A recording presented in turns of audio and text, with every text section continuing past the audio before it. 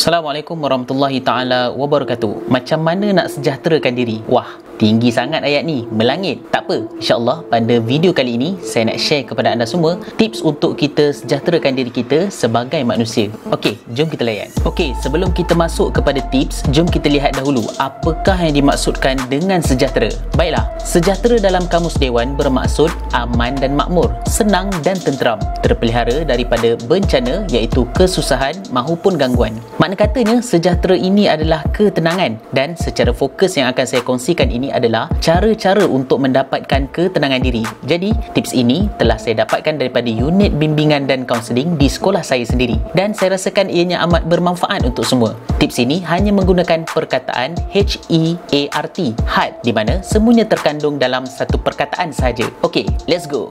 Pertama, huruf H. H di sini bermaksud hargai diri sendiri, keluarga, rakan dan orang di sekeliling anda. Sebenarnya, bila kita mula menghargai orang yang ada di sekeliling kita, bermakna kita sudah mula membuka jalan untuk orang lain menghargai kita. Secara umumnya, manusia ini sangat suka dihargai, dan apabila kita menghargai orang lain, pasti orang lain juga akan membalasnya. Jadi, mulakan dalam diri anda untuk menghargai orang lain. Pasti anda akan rasa tenang dan senang.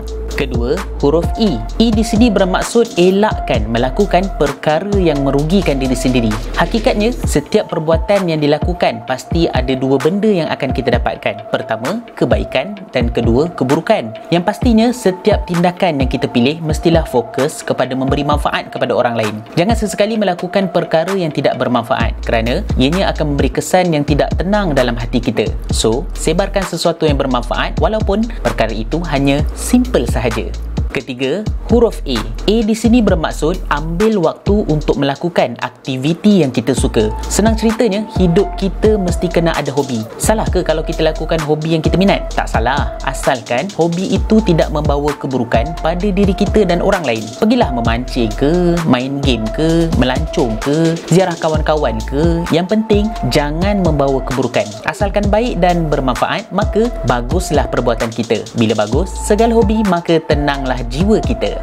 Keempat, huruf R. R di sini bermaksud rajinkan diri untuk muhasabah diri atau refleksi diri. Makna mudahnya, rajinkanlah cermin diri kita. Bila kita selalu cermin diri, sebenarnya kita akan lihat setiap perbuatan kita dalam seharian mesti ada cacat celanya. Jadi, kekurangan pada diri kita itu akan cuba kita perbaiki supaya menjadi lebih baik di hari yang mendatang. Bahasa mudahnya, lihat diri sendiri untuk perbaiki kekurangan diri. InsyaAllah, automatik hati kita akan sejahtera dan tenang kerana nampak kekurangan yang boleh kita perbaiki.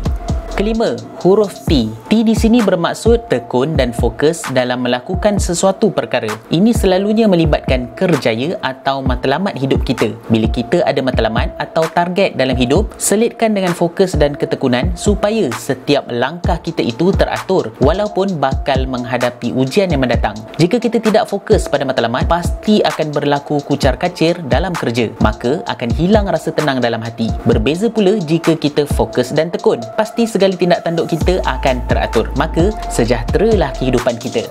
Alhamdulillah, itu dia tadi HEART, heart, yang merupakan tips kesejahteraan diri. Mudah-mudahan saya dan anda semua dapat beramal dan mengambil manfaat. Bagi anda di luar sana, jangan lupa untuk sebarkan kepada orang lain supaya orang lain juga mendapat kefahaman yang sama. Bercakap dengan fakta, yang penting jangan auta. Wabillahi taufiq wal hidayah. Assalamualaikum warahmatullahi taala wabarakatuh.